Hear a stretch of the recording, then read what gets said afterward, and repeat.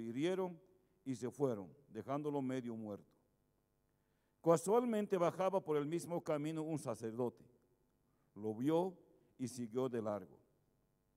También pasó por allí un levita. Lo vio y siguió su camino. Pero un samaritano que viajaba por allí, al pasar junto a él, lo vio y se conmovió. Entonces se acercó y vendó sus heridas, cubriéndolo con aceite y vino. Después la puso sobre su propia montura, lo condujo a un albergue y se encargó de cuidarlo. Al día siguiente sacó 2 denarios y se los dio al dueño del albergue diciéndole: cuídalo, y lo que gastes de más te lo pagaré al volver. ¿Cuál de los 3 te parece que se portó como prójimo del hombre asaltado por los ladrones?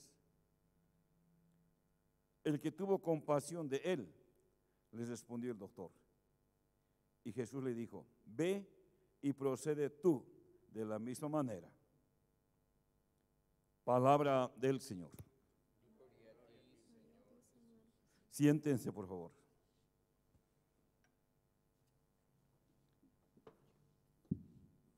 En la primera lectura que encontramos al profeta Jonás, vemos nosotros cómo el Señor llamó a Jonás para que vaya a predicar a una ciudad. Y Jonás tuvo miedo de ir a esa ciudad y hablar de parte de Dios. Más bien quiso escaparse lejos de Dios, para que Dios no le moleste a él.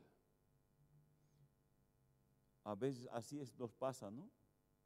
Queremos ocultarnos de Dios, que Dios no nos moleste, que Dios no nos vea. Eso nos pasa. Eso es lo que pasó también con él. Y quería escaparse en un barco, dice barco comercial seguramente, y allá pues Dios no lo dejó escapar. Y tenían que sufrir también los que estaban en la barca. Y estamos viendo nosotros, dice que los marineros, los que eran tripulantes, pues tenían que botar inclusive todo el cargamento para aliviar la nave, una pérdida grande.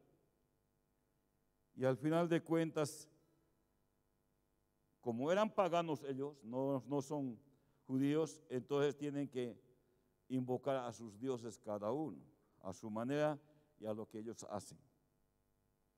Y es lo que han hecho, y nadie, y la tormenta no bajaba. Hasta que despiertan a Jonás y le hacen confesar quién era. El que quería ocultarse allá tenía que confesarse a los demás quién era y por qué estaba en esa barca, dónde estaba de ida, cuál era su oficio, por qué estaba escapando. Y por eso él tiene que reconocer su error. Es interesante reconocer ese error. Y todavía él dice, pues él se siente culpable, pues por lo que todos los pasajeros han sufrido.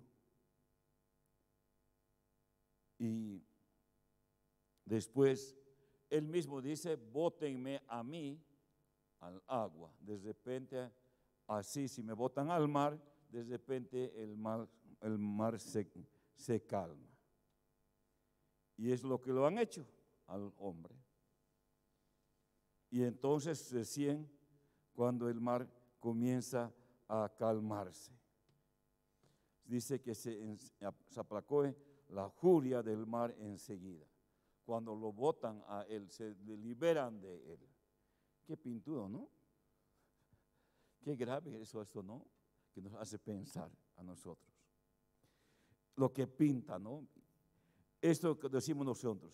Nuestro pecado afecta a los demás. Nuestro pecado no es personal. Mi pecado afecta a los demás. Aquí vemos, el pecado de Jonás afectó a toda los que estaban en viaje, afectó a los demás. Así también para nosotros en la vida, hermanos, nuestro pecado afecta a los demás de una y otra manera. A pesar de que decimos, pues, ¿acaso ustedes sufren? Yo soy el que soy el pecado, pues yo tengo que sufrir, decimos, ¿no? Y todavía somos valientes para decir eso, ¿no? Pero es así. Nuestros pecados afectan también a los demás sufren nuestros pecados.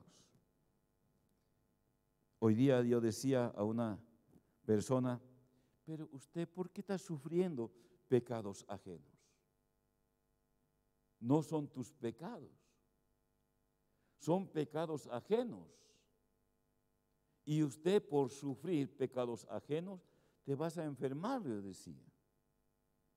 Ya me estoy enfermando, me dijo. Pero pues libérese de eso. Déjalo que el otro que ha pecado que sufra. Yo decía, pero a veces así como nuestro pecado afecta a los demás y hace sufrir a los demás. A veces no pensamos así nosotros. Creo que Dios nos enseña con esta lectura que aprendamos a no tratar que nuestros pecados afecten a los demás en la vida. Nuestro pecado que sea a nosotros y debemos cuidar nosotros nuestra vida para que no afecte a la familia, para que no afecte a los demás. Es interesante que encontramos nosotros en el Evangelio hoy de un maestro de la ley, un doctor de la ley, que va y pregunta a Jesús, pero con la intención de poner trampa, con la intención de probar, dice aquí, ¿no? ¿Y qué busca? ¿Qué quiere preguntar? ¿Qué debe hacer para heredar la vida eterna? Es interesante lo que dice este hombre. ¿Qué tengo que hacer para heredar la vida eterna? Es doctor de la ley y se había olvidado que la vida eterna es gratuita,